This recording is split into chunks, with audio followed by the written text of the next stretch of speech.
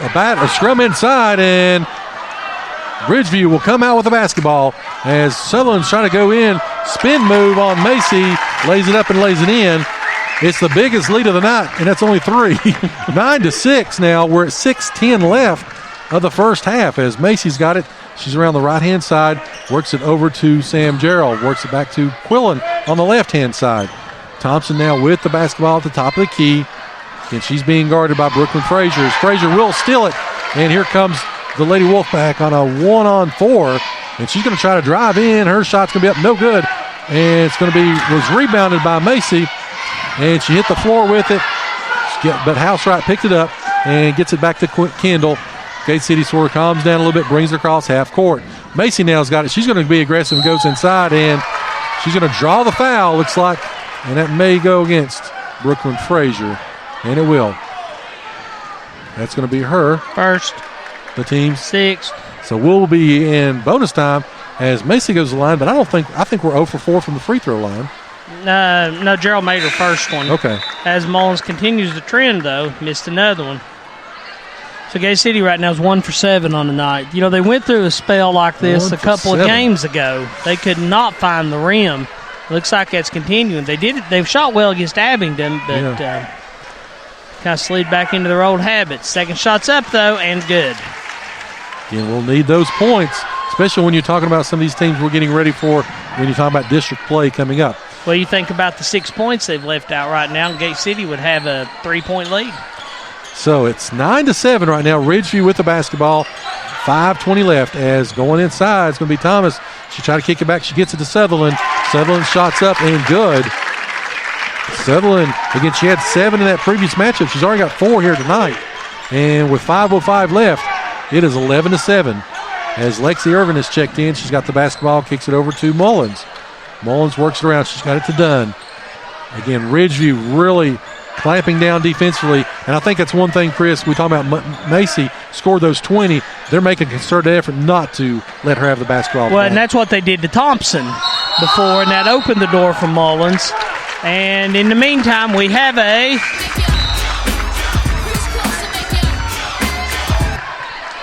third one of the night. Third one of the night, but you know, I was thinking, Joe, really Gay City's only caused one of those. Ridgeview has caused the other 2, taking it away from Gay City. So, 11-7. We're at 4:40 left of the first half. And again, Gate City's yet to hit double digits here tonight as Ridgeview's got the basketball as they try to work it around. Again, a defensive struggle here from the middle school gymnasium as they try to work it up. They've got it to Sutherland in the right-hand corner, but she's trying to feed it inside to Hensley. Hensley posted up, and they're going to get that one on steal as she tried to reach around. Gate City won the boys' JV game, won the girls' JV game. Trying to go for another sweep here tonight. Close ball game here between the girls. 11-7, 4:20 left here in the first half. Bringing the ball out is Cassidy Thomas for Ridgeview as they look to try to get inside. It's going to be shots up, shots good by Camden Sykes. And Gate City will call for time as it's the biggest lead of the night. It's 6 points, and it's going to be a full timeout. We'll take it with them. Again, 4:11 left here in the first half. It's 13-7. You're listening to the home of Blue Devil Sports. This is Gate City Sports Radio. A proud supporter of local athletics, the law office of Jesse Walker McMurray is a local firm dedicated to serving the people of Southwest Virginia and specializing in real estate, wills, trust, and estate planning. Contact Jesse McMurray at 276-690-0773. That's 276-690-0773. I can't hear myself. Located in downtown Gate City. Oh, I thought it was independent. 191 West Jackson Street, Suite 301. You are listening to the home of Blue Devil Sports. This is Gate City Sports Radio. So we're going back and forth on the volume. Joe, you're about to make me deaf in my left ear. Because when we turn up, and like I said, left it on for most of the commercial there, but that's all right. That's behind the scenes here from the middle school gymnasium. Chris, you know, we were talking about Ridgeview's actually only dressed 9 tonight. They've got 12 on their roster. We'll have to take a look at that at halftime on who all has played, but right now, again, they're doing a good job, especially defensively. They are clamping down on the Lady Devils.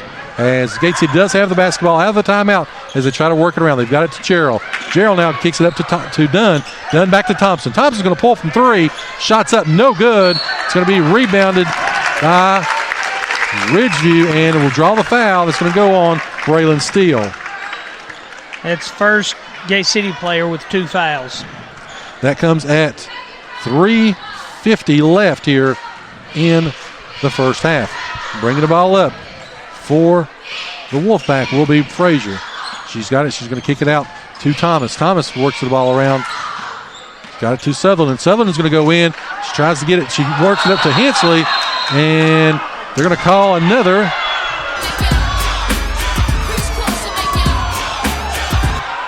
Good job by Irvin there. She tried to go up for the block, but managed to tie it up instead. So it's Gate City ball.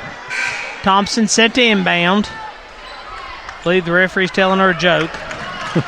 They both just started laughing. I think they're talking about the Taco Bell, that special they've got going on. Maybe they're talking about how loud you got the volume cranked up on their earpieces. Well, can't help it.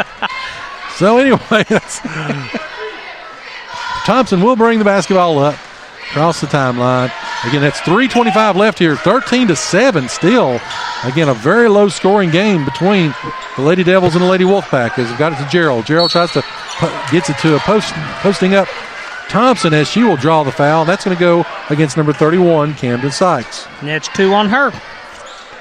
So that is 17 fouls now. So Gate City will be shooting bonus the rest of the way. Be key for her to be able to make these shots. Shots up, shots good. Thompson with her first free throw of the night. That gives her 4 points.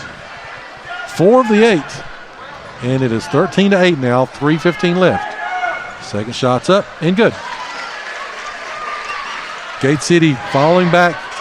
You know, they've not been in their full court pressure tonight either, so we'll be interested to see if they employ that at all. As here comes the Lady Wolfpack. Brooklyn Frazier's got it. And it's going to be bounced off of a foot, and they're going to say that it was going to be over and back.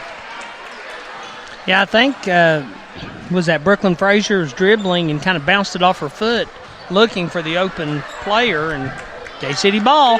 Thompson inbounds it to Dunn. Dunn right at the timeline, looking for the open player, drives over instead, dishes it over to Thompson. Thompson now up to Housewright. Housewright with the basketball as she looks back to Dunn. It looks like they're trying to post up Thompson a little bit inside. She's not been able to get her shot as of yet. As they work around, get it to Lexi. She does post up this time. Turns shot, no good. Rebounded inside by Hensley of Ridgeview, and they're going to get a foul. That one's going to go on Housewright. It's 2 on her. So 2 on Housewright, 2 on Steele. And going to come into the ballgame for the first time tonight will be Brooklyn Smith here in just a moment for Gate City. So we're at 2:30 left, 13-9 as Ridgeview with the basketball trying to work the lead. Cassidy Thomas goes inside. Ball's going to be knocked out of bounds by Gate City. Will stay with the Lady Wolfpack. Also coming into the ballgame with Smith will be Macy Mullins and Kendall Quillen. Coming into the ballgame for the first time tonight for Ridgeview will be Hannah Dotson, number 23. 13-9 as Ridgeview gets the ball in. Try to work it up. They've got it up to Cassidy Thomas now. Thomas now being guarded by Kendall. Works the ball around. Frazier thought about a 3. Kicks it back over in the corner to Thomas. Thomas is going to drive to the paint. Kicks back up top. That's going to go to Frazier. Frazier shots up. No good. It's going to be rebounded by Thompson. Here comes the Lady Devils on a 2-on-2. Thompson's going to go all the way in, and they're going to say that there was going to be a foul on the play. Should go against Hunter Grant, I believe. Yep. Let's see if they concur. They do. You know, I feel like I was pretty critical Saturday night about the officiating, but I got to say, so far tonight, it's pretty straight up. They're doing a pretty good job as Thompson's first free throw is good. She's 3 for 3 on the night. We've hit double digits at 2:01 left in the first half. Her second shot's up and good. The 6-point lead is now down to 2. It's 13-11. You never want to talk about a 4-0 run, but that's cut into the lead. Yeah. And again, it's 13-11 as with the next foul will be bonus time for both teams. Wolfpack have the basketball. They try to work it around. They get it over into the corner. Try to get it inside. They're going to try to post up, and she's going to travel with it. Hannah Dotson she was posted up against Smith, and she traveled with the basketball. Turnover goes to Gate City. 1:39 left. Macy Mullins brings it up for Gate City as he tries to work it around. He's got it to Kendall. Kendall gets it over to Sam. Sam over to Brooklyn. So try to work the ball around as there's going to be a foul. That's going to go, looks like maybe against Brooklyn Frazier. Gerald hit the ground, and I think the whole floor shook there. She got shoved down. They are going to call that on Frazier, and that's going to be 2 on her. So Gerald's at the line now. She's 1 for 4 on the night. Let's see if she can't get that average up a little bit.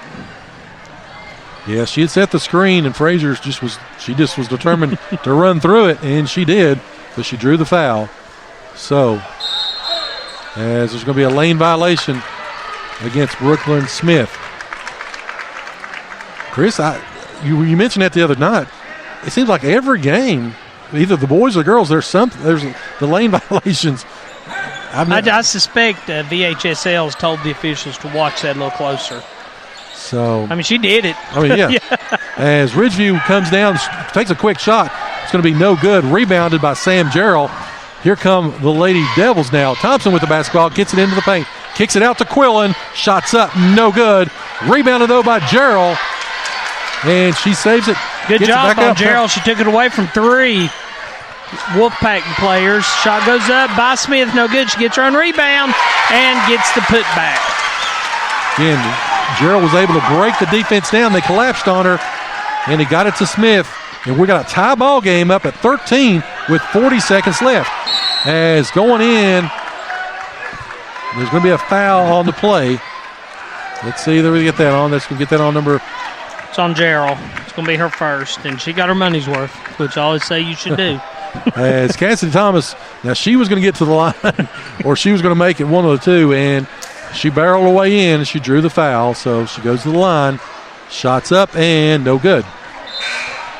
I don't think either team, let's see. Now Ridgeview's 0 for 3 on the line. So nobody's setting the woods on fire from the free throw line to this point. Second shot's up, and she does make that one. So it gives the Wolfpack a 1-point lead with 35 seconds left. 14-13. Here comes Sarah Thompson. Thompson with the basketball as she's going to gets down to about the 3-point line with 25 seconds left.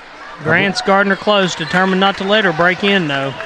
I believe they're going to be pretty content to just try to take the last shot here unless they get something wide open. It's going to be 13 seconds now. Thompson's going to step in. Shot's going to be up, no good, but they get the rebound. Kendall Quillen's got it. She's going to drive in with 7 seconds, and she passes over to Dunn, but it's going to be deflected by Ridgeview with 5 seconds left. So 5 seconds left. Gate City down by 1. Kaylee Dunn will inbound for Gate City. And she's got it. Gets it to Thompson with 4 seconds, 3 seconds. She pulls up, gets inside to Smith, and she couldn't handle the pass. Goes out of bounds. 1.1 seconds left. And Ridgeview inbounds it. And wow. So Cassidy Thomas took the basketball and just ran over Gerald. I didn't see, Joe. I was adding up scores. So your commentary on that one. That was, she got the ball, and again, the clock was running. Of course, there's only 1 second left. She didn't shoot it, but she ran as she was defending. She was running with her, and she just kept running into her and just knocked her flat down, and then just took the basketball and dropped it and walked off. So it'd be interesting to see what happens here in the second half, as it's a 14-13 game. As we go to half, again, Ridgeview with a 1-point lead in a very low-scoring, defensive-minded game. So we'll take a break, come back. You're listening to The Home, Blue Devil Sports. This is Gate City Sports Radio. Colonial Funeral Home has a reputation for providing the highest quality of funeral services in our region with the personal attention and professionalism to help your family through the most difficult of times. The professional staff at Colonial Funeral Home is committed to providing dignified, respectful, and compassionate assistance for every family with a focus on traditional